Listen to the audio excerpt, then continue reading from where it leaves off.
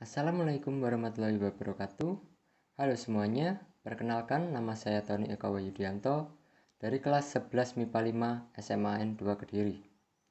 Pada kesempatan kali ini saya akan mempresentasikan materi pembelajaran sejarah yaitu mengenai Republik Indonesia Serikat.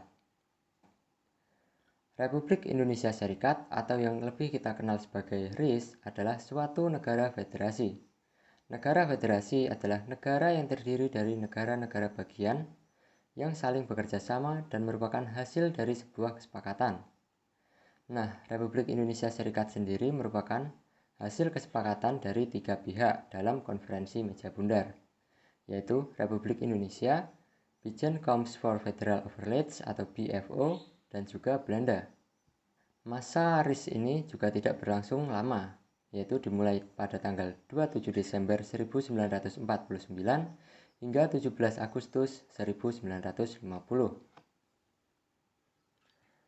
Latar belakang terbentuknya RIS sendiri adalah karena Belanda ingin kembali menguasai Indonesia. Salah satu hal yang dilakukannya adalah dengan membentuk negara federal. Sebenarnya tujuan dibalik itu adalah karena Belanda ingin mempertahankan pengaruhnya setelah Indonesia merdeka. Sejalan dengan hal itu, terjadi juga agresi militer II yang mengundang keprihatinan dunia. Sehingga PBB mendesak pemerintah Belanda dan juga pemerintah Indonesia untuk melakukan perundingan yang dikenal dengan Konferensi Meja Bundar. Nah, isi dari persetujuan pokok Konferensi Meja Bundar sendiri adalah yang pertama, mendirikan negara Republik Indonesia Serikat. Yang kedua, penyerahan kedaulatan kepada Republik Indonesia Serikat. Dan yang ketiga adalah didirikan uni antara Republik Indonesia Serikat dan juga Kerajaan Belanda. Nah, dalam bentuk RIS ini, wilayah Indonesia dibagi menjadi 7 negara bagian dan juga 9 daerah otonom. 7 negara bagian tersebut adalah yang pertama, Republik Indonesia, Negara Indonesia Timur, Negara Sumatera Selatan, Negara Sumatera Timur, Negara Pasundan, Negara Jawa Timur, dan Negara Madura. Kehidupan pada masa RIS sendiri, kabinet sedang disibukkan dengan permasalahan yang muncul akibat perang kemerdekaan maupun masalah-masalah internal lainnya. Sebagai akibat dari perang kemerdekaan, banyak sarana-prasarana yang hancur. Keadaan ekonomi pada saat itu juga buruk dan juga trauma di masyarakat akibat perang. Bahkan untuk mengatasi permasalahan di bidang ekonomi pada masa itu, seperti inflasi, yaitu pemerintah mengeluarkan peraturan pemotongan uang pada tanggal 19 Maret 1950 yang kemudian dikenal dengan kebijakan gunting Syafruddin. Selain hal itu juga terjadi beberapa konflik dalam negeri seperti dalam bidang sipil dan juga militer.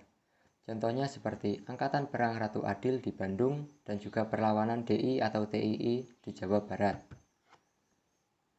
Nah, dari berbagai konflik yang terjadi pada RIS, hal ini mendorong munculnya wacana negara Indonesia Timur dan juga negara Sumatera Timur untuk kembali ke negara kesatuan.